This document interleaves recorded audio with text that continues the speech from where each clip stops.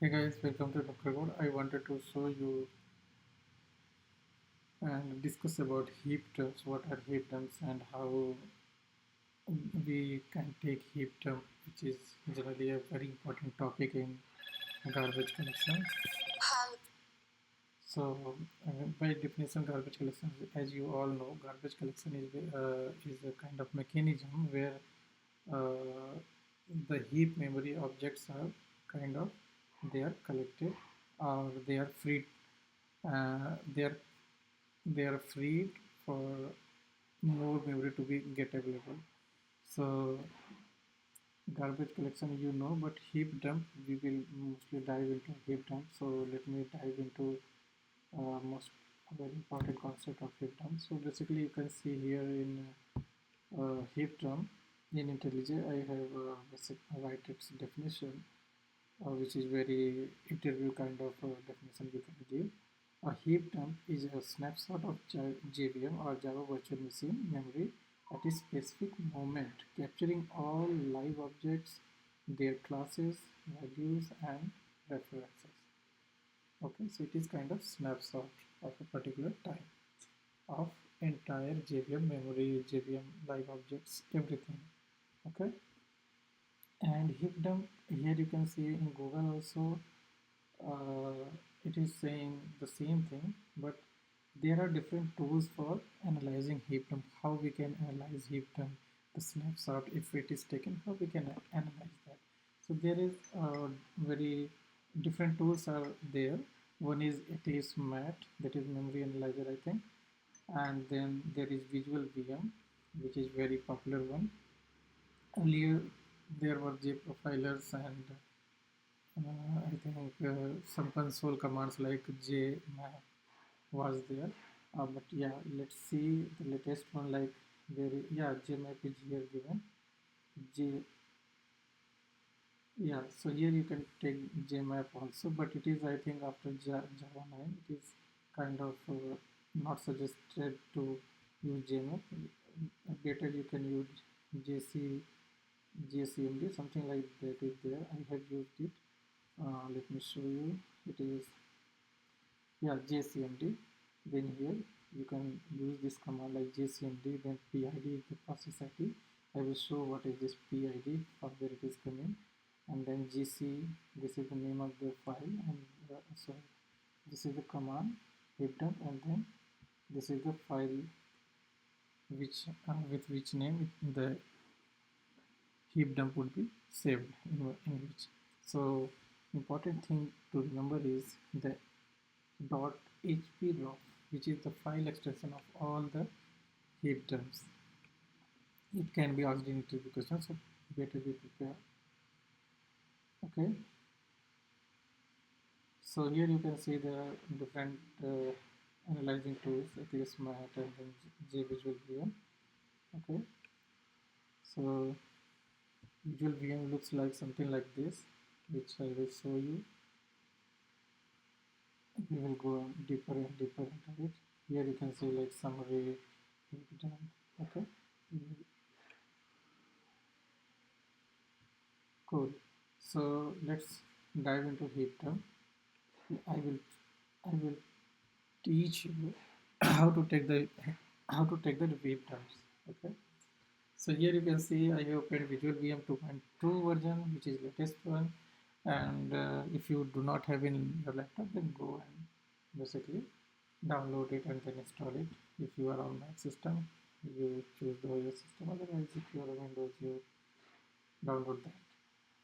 Now, once we have opened VisualVM, what we have to do, we have to go into the application tab and see there is a heap dump, this one, from the bottom for heap dump section. Okay, so for what we have to do, since I am using IntelliJ, I would go into IntelliJ and I would try to take the heap dump. Suppose I have a class, this one. Okay, and I'm just showing, just running it like I have an object of these things, string 1 and string 2. Basically, for IntelliJ, I want to take what is happening inside IntelliJ. I want to take the heap dump. Okay, So let's see for IntelliJ here what we need to write. Let it be here only. Yeah, for this IntelliJ, which is having PID 637, let's take the heap dump. Go to Applications tab, then click on heap dump. Okay, so it will create heap dump with dot extension like .HPROF file, but we can directly see it here in VisualVM. So it is our VisualVM. Okay. Now here you can see IntelliJ PID 637 summary. Okay. So summary, you can see objects, threads, windows, QR console. These are the things here in VisualVM. But we can see like what is the heap size. Okay. This can be changed by using hyphen. If you remember XX, then column, then XMS, and XS, I think there is heap size and maximum size and current size, something like that. We can tune the GC basically, heap memory. And then there are classes, how many number of classes, instances, everything is here. Then GC roots and object pending for finalization, something like that. Okay, so there are some things you might be knowing, some of you might not be knowing. Classes you must be knowing, instances you know, class loaders you might be knowing, but GC roots if you would be knowing, which is good. But let me also explain you. GC roots are basically the root object in the hierarchy of an object graph. Basically the root object from A to B to C. Suppose objects are multiple objects are chained kind of, then the root one is GC root of that object, entire object graph.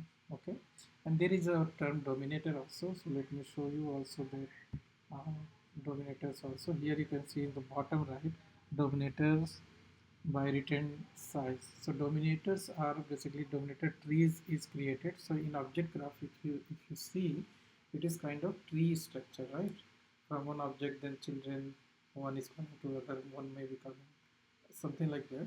So suppose one is X and then another is Y node, then Y, X is dominator of Y. Basically, X is parent of Y. So X is in the dominator tree, X is dominator for Y. So here you can see dominators also. I will take you there. So let's go to the object summary. So here you can see all different type of objects here. Node, how many string objects, double objects, specific, concurrent, different objects. We can scroll down a lot of, here you can see a lot of objects are there. And here if you want to see only dominators, which I was just talking about, dominators, you can see no dominators. It is return size is not computed. It is not able to compute right now. It is computing 83%, 99. Okay, it is computing GC roots and dominators both, which I just told you. I just want to show you like what are GC roots. Yeah, here you can see these are the parent classes, parent objects. Actually classes are there, but in GC root the parent object is name, and dominators, different dominators are there, like at any level which one is dominating other objects in the object graph. Okay, so I think you got to learn about heap dump. So here you can see this 1053.5. This one is our heap dump right now, which we took. Okay, you can save this. Suppose I want to save this. So here you can see the extension is automatically .HPROF. Suppose I want to save it on desktop, then I will save it here. And this entire DB dump would be saved on my desktop. Okay. Cool. So just let me go to the Finder, desktop, today. Actually, it is still not saved. Let it will save eventually, not a problem.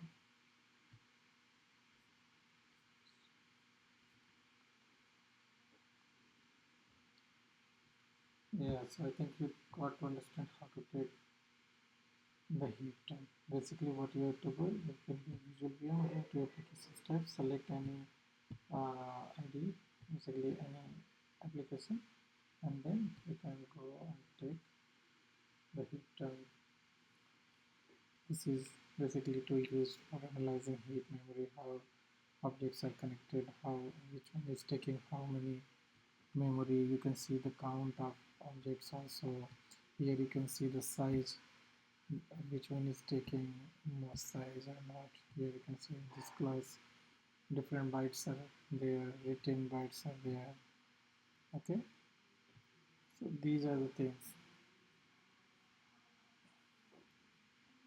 we can see in the heap dump. That's all I wanted for now to understand about VisualVM and how to capture the snapshot, basically JVM snapshot, which is we call GDB and heap dump actually. Cool. That's all. Thank you for being with Nukkadcode.